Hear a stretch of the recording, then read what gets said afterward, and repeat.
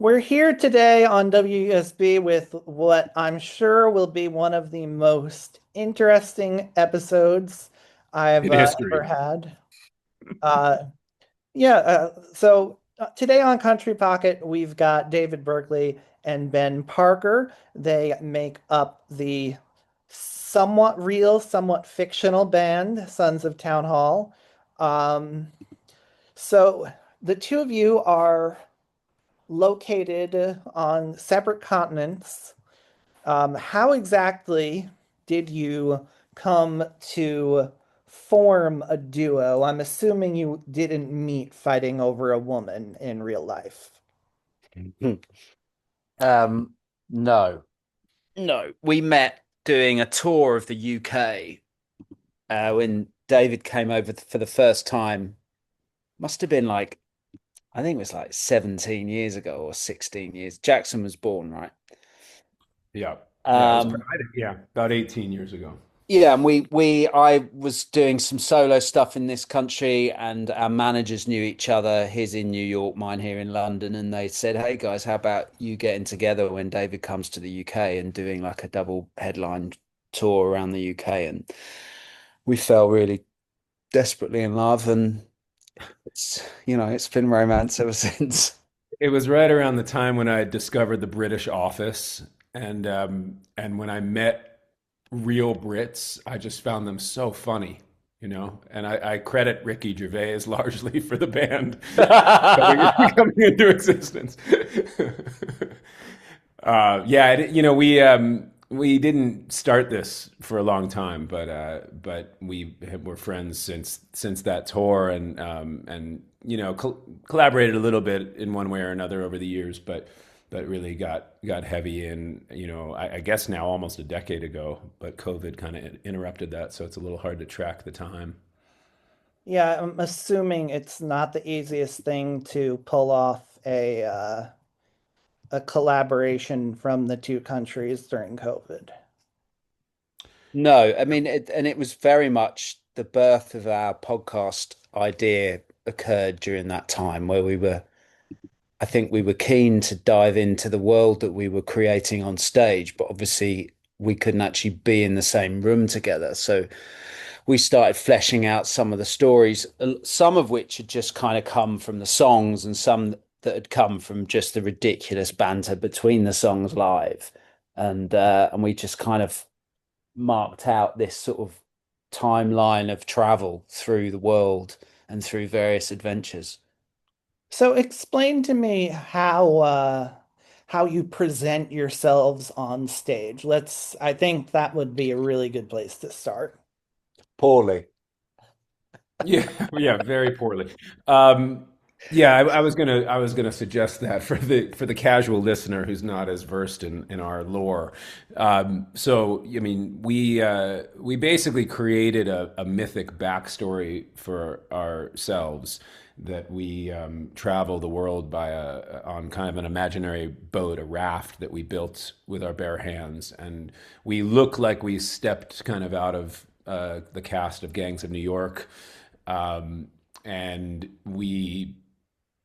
I wear a top hat, and Ben's in a bowler, and we have different names, and we deliver these kind of deadpan stories in between our songs about the adventures and misadventures that we got into that led to the writing of the songs.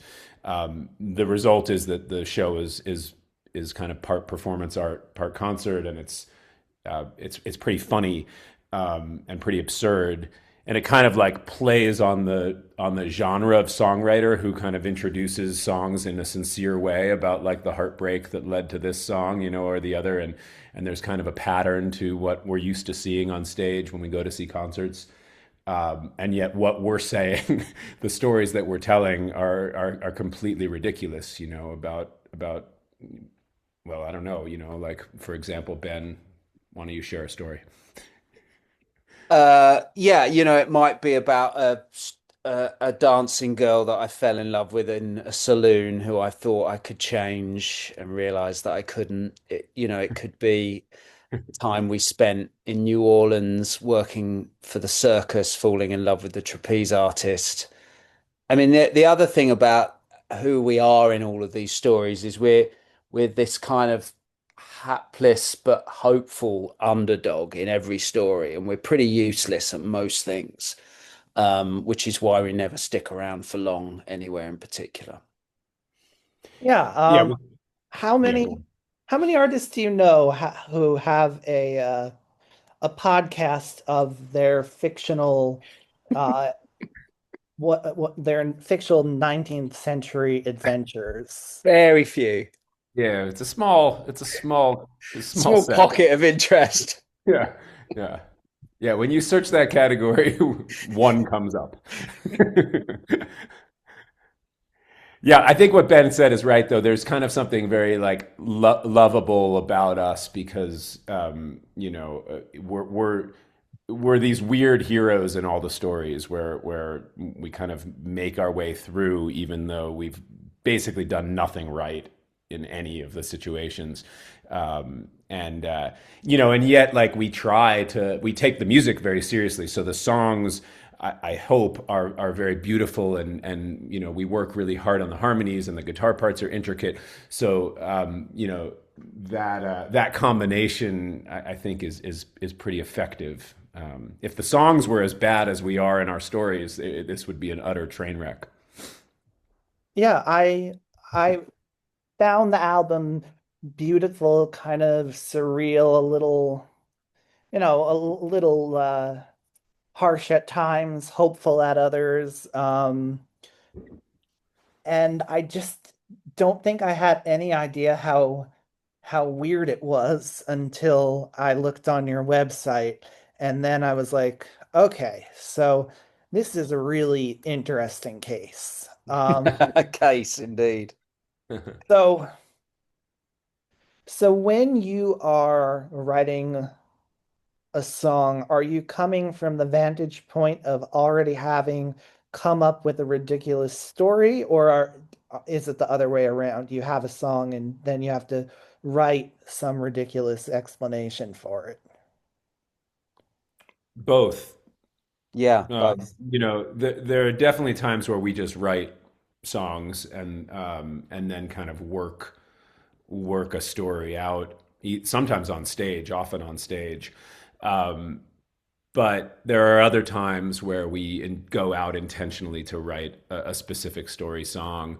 An example would be that we were in North Adams playing last year, and we learned about this tunnel called the Hoosick Tunnel, rail tunnel, which was, like, at that time, the longest rail tunnel in the world, and it was called the Devil's Backbone was the nickname for it. And since we were there for a couple of days and playing a show, we decided we'd write a song about our time digging that tunnel, because it was kind of the period.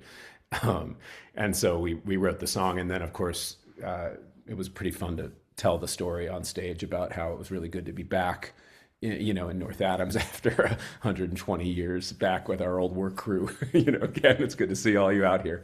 So sometimes it works that way, and or we kind of know that, like, in the story, we travel by boat, like I said, but we spend a lot of our time roaming the land looking for work. And so there's a lot of different work stories. And so sometimes we'll feel like, okay, well, we're leaning too heavily on land. We've got to get back to the water and write songs about that. Or wow, another love song to fill the kind of show out. And then we'll go and do that. I mean, certainly for the podcast, there were what became really interesting was that you'd have a story, and so for instance, the one where we're in Paris and we get taken on to join the French Olympic wrestling team, and and basically the wrestling coach of the French team kind of falls in love with us and has us stay in his apartment and becomes a little bit obsessed with us. So obviously the most important thing for us to do was to write a song he would sing to us. Yeah. So then suddenly you're for me, I love it because then you're looking at, that chanteuse kind of French, how did they say the things they wanted to say, and with what melody and what chords, and then you look at the lyrics, and then it's just this whole kind of like sticking this historical coat on, and it's so much fun. Yeah, do you blend a lot of genres. I'm not talking about musically. That's pretty folky. But you have these epic tragedies in your stories, and you also have straight up screwball comedy. So, no, how are you sort of balancing that tone of like this serene folk music with all the chaos of what you're trying to convey?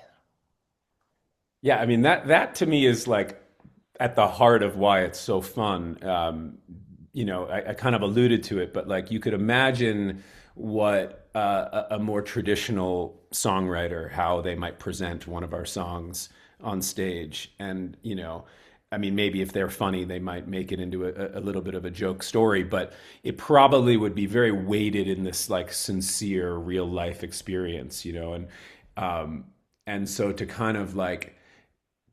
twist the genre a little bit, to still have that song, but to present the most outlandish setup story you could possibly imagine, to set up a song that is actually, a sincere song, to me is just so funny.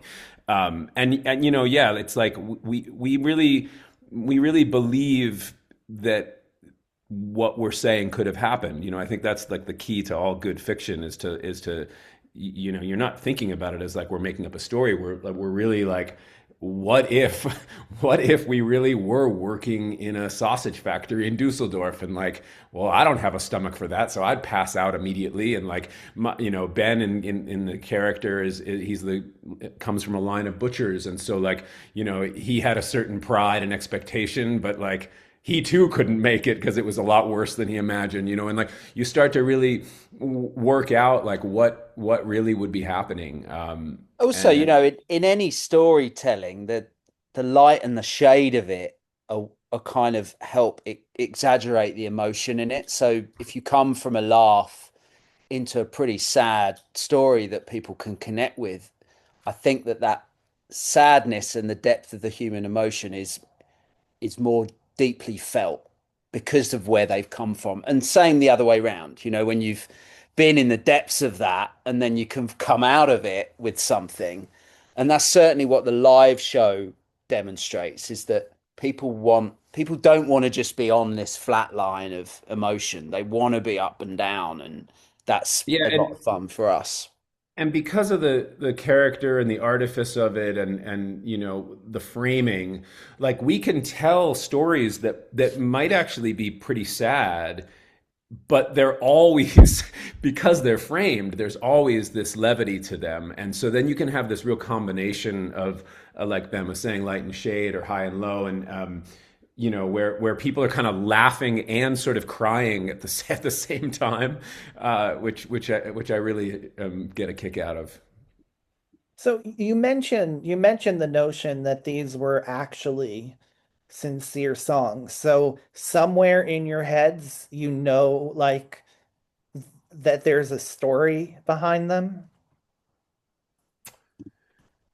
I mean, I think that we're writing, back to your question about whether we always have a story first. I mean, we know that we're going to be singing these songs as George and Josiah in costume.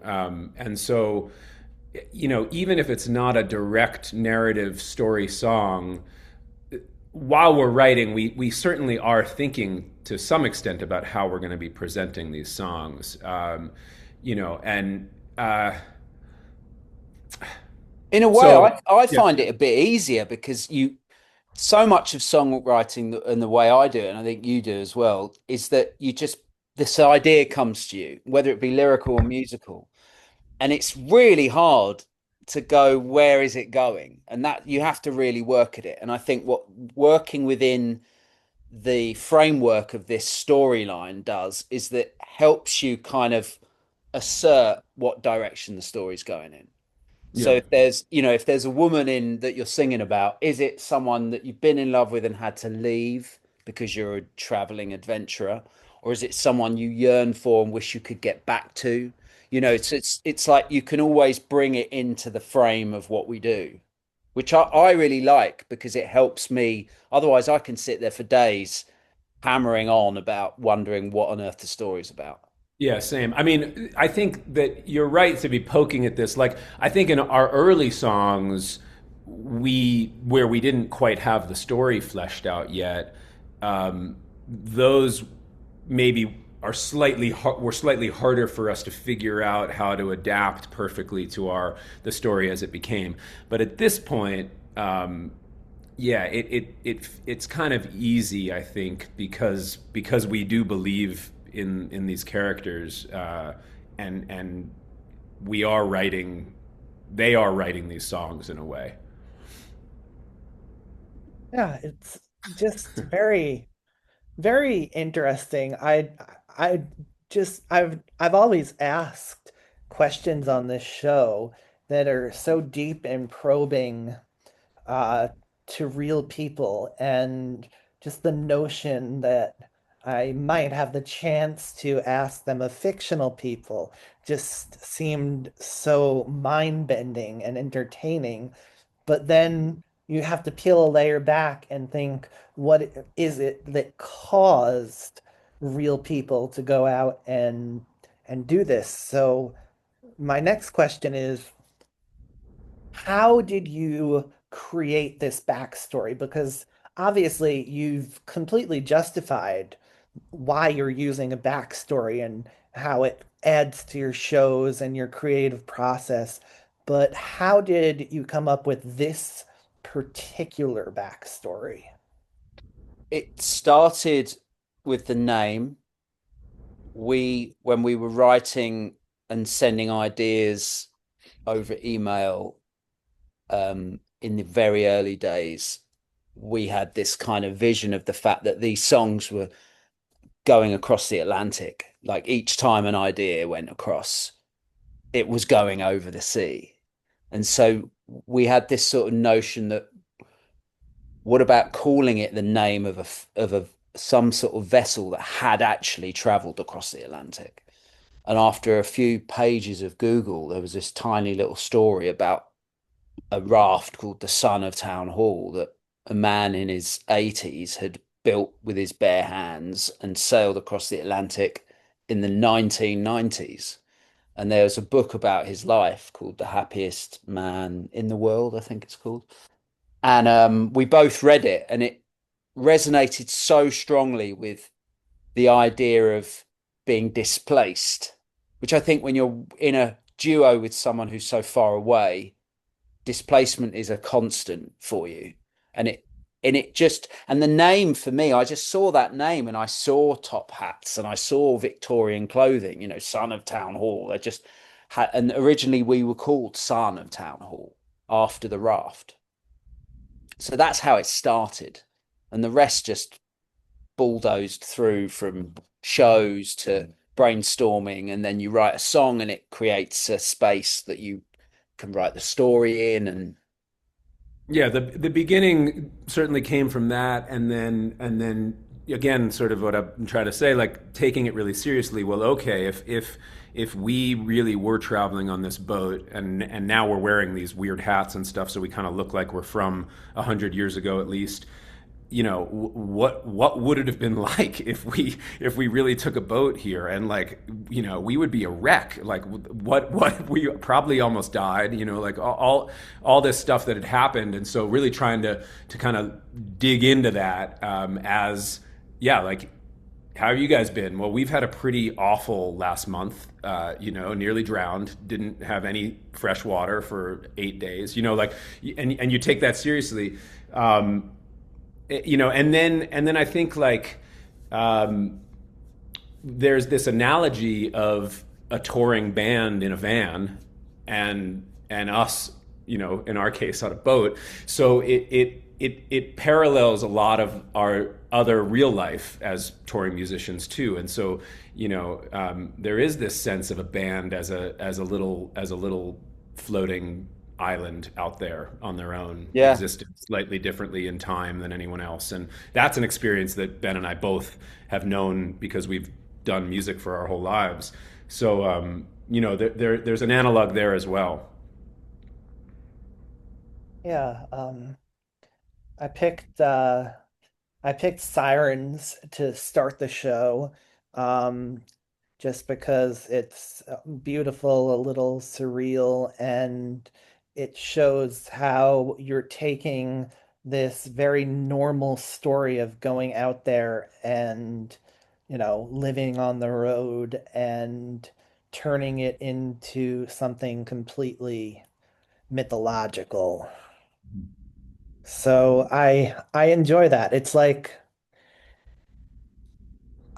I thought I was at the point where I would just roll my eyes if I hear another band put out multiple songs about being on the road, but you actually found a way to make it original. I will give you guys credit there. I didn't think it could be done, Well, but the first way to do that is eliminate the road and turn it to water.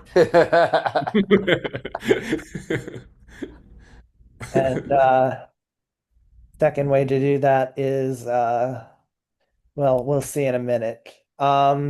I usually do this part at the end, but it kind of makes more sense to do this part now because you two will be stepping away and we'll be talking to some other folks in a moment. I ask my guests to come up with songs that have sort of influenced them. So.